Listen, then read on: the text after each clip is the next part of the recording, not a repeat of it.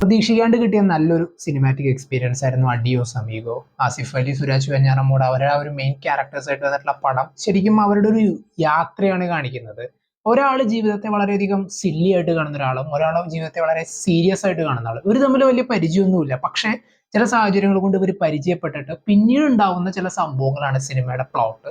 And ഈ സിനിമയുടെ plot എന്ന് പറയുമ്പോൾ തന്നെ ഇതിലത്തെ സിറ്റുവേഷൻസ് ആണ്. പ്രത്യേകിച്ച് ഇതൊരു യാത്ര പോലെയാണ്. പല സ്ഥലങ്ങളിലേക്ക് ഇവരിങ്ങനെ പോണതും ഒരു പ്ലാനും ഇല്ലാണ്ട് അപ്പം ഇങ്ങോട്ടേക്ക് പോവാം എന്നുള്ള രീതിയിൽ പോയിട്ട് അവിടെ ചെന്നിട്ട് ഇവർക്ക് ഉണ്ടാവുന്ന ചില പ്രശ്നങ്ങളും ചില കോമഡി ആയിട്ടുള്ള സംഭവങ്ങളും അതുപോലെ ഇമോഷണൽ ആയിട്ടുള്ള കാര്യങ്ങളും സീരിയസ് ആയിട്ടുള്ള സംഭവങ്ങളും ഇതൊക്കെ വളരെ നല്ല രീതിയിൽ അവതരിപ്പിക്കാനായിട്ട് പറ്റിയിട്ടുണ്ട്. അജി പേട്ടർദാങ്കാണ് സിനിമയുടെ ഇതിൻ്റെ ഒരു സ്ക്രീൻ പ്ലേ ചെയ്തിട്ടുള്ളത്.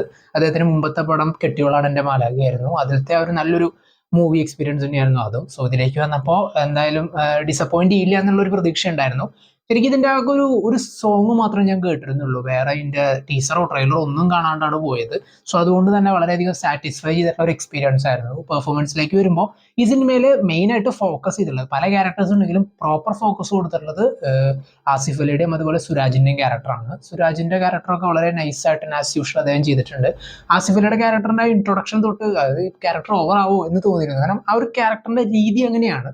സോ ആ ഒരു ക്യാരക്ടറിനെ നല്ല രീതിയിൽ ചെയ്യാൻ അദ്ദേഹത്തിന് പറ്റിയിട്ടുണ്ട്. പല സീക്വൻസുകളും ഈവൻ ചില സീക്വൻസൊക്കെ ശരിക്കും ഇമോഷണൽ ആക്കി കളഞ്ഞു സുരാജിന്റെ പെർഫോമൻസ്. എൻ്റെ ആസിഫ് അലിയുടെയും ഇവരുടെയും ഒരു കോമ്പോന്റെ ചില സംഭവങ്ങളൊക്കെ പലയിടത്തും വർക്കൗട്ട് ആയിട്ടുണ്ട്. അതായത് നമ്മൾ പറയില്ലേ വഴിക്കൂടെ പോകുന്ന വയ്യാവേലിയുടെ തലയിൽ വെക്കുക എന്ന് പറയില്ലേ. സോ അതാണ് നമുക്ക് ഇതിൽ കാണാൻ പറ്റുക. ആ കാരണം ഒരു ഓൾമോസ്റ്റ് ഒരു 2.25 മണിക്കൂറോളം ഉണ്ട് പടത്തിന്റെ ഒരു ഡ്യൂറേഷൻ. പക്ഷെ ചിലയിടത്തൊരു ലാഗ് ഉണ്ട് പടത്തിന് ഈവൻ സെക്കൻഡ് ഹാഫിലേക്കൊക്കെ കയറുമ്പോൾ. പക്ഷെ എന്നിരുന്നാൽ പോലും പലയിടത്തും ഇതൊരു യാത്രയിൽ ഉണ്ടാവുന്ന സംഭവങ്ങളാണെന്ന് തോന്നിപ്പിക്കുന്ന രീതിയിലാണ് സിനിമയുടെ ഒരു ഫ്ലോ അങ്ങനെ പോയിട്ടുള്ളത്. ഇപ്പോൾ ഇതിന്റെ മ്യൂസിക് പറയുകയാണെങ്കിൽ ജേക്സ് ബിജോയും ഗോപി സുന്ദറാണ് ചെയ്തിട്ടുള്ളത്. പലയിടത്തും മ്യൂസിക്കൊക്കെ നൈസായിരുന്നു. ഇവൻ ഇവരെ കാണിച്ചിട്ടുള്ള ഈ രണ്ട് ക്യാരക്ടേഴ്സിനെ ഇൻട്രൊഡ്യൂസ് ചെയ്തുകൊണ്ടുള്ള സോങ് ഒക്കെ നന്നായിരുന്നു. ആൻഡ് ബാക്കിയുള്ള ചില സീനിലത്തെ ഇമോഷണൽ ബിജിഎംസ് ഒക്കെ നന്നായിട്ട് തന്നെ വന്നിരുന്നു. ആൻഡ് ബാക്കി അങ്ങനത്തെ ചില നല്ല നല്ല മൊമെന്റ്സും പടത്തിൽ ഉണ്ടായിട്ടുണ്ട്. അത് പറഞ്ഞല്ലോ അതൊരു യാത്രയിൽ സംഭവിക്കുന്ന കാര്യങ്ങളാണ്. കാരണം ഒരു പ്ലാനും ഇല്ലാണ്ട് കിട്ടുന്നത് മുഴുവൻ വളരെ ലാവിഷായിട്ട് ചെലവഴിക്കുന്ന ഒരാളുടെ കൂടെ ഇറങ്ങി പുറപ്പെടുന്ന മറ്റൊരാളുടെ അവസ്ഥയാണ് കാണിക്കുന്നത്. അതുകൊണ്ട് തന്നെ തീരെ പ്രതീക്ഷിക്കാണ്ട് എനിക്ക് കിട്ടിയ ഒരു എക്സ്പീരിയൻസ് തന്നെയായിരുന്നു. അത്ര വലിയ എക്സ്പെക്ടേഷൻ ഒന്നും ഉണ്ടായിരുന്നില്ല പടത്തെ കുറിച്ചിട്ട്. ഈ നഹാസ് നാസർ എന്ന് പറയുന്ന ഈ പടത്തിന്റെ ഡയറക്ടറുടെ ഫസ്റ്റ് ഡയറക്ടോറിയൽ ഡിബേറ്റ് ആണ്.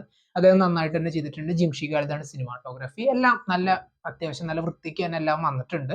പടം എന്തായാലും നിങ്ങൾ കണ്ടു നോക്കുക. നല്ലൊരു എക്സ്പീരിയൻസ് തന്നെയായിരുന്നു. പടത്തെ കുറിച്ചുള്ള അഭിപ്രായങ്ങൾ നിങ്ങൾ കമന്റ് ബോക്സിൽ നോട്ട് ചെയ്യുക. കാണാത്തവർ എന്തായാലും കാണുക.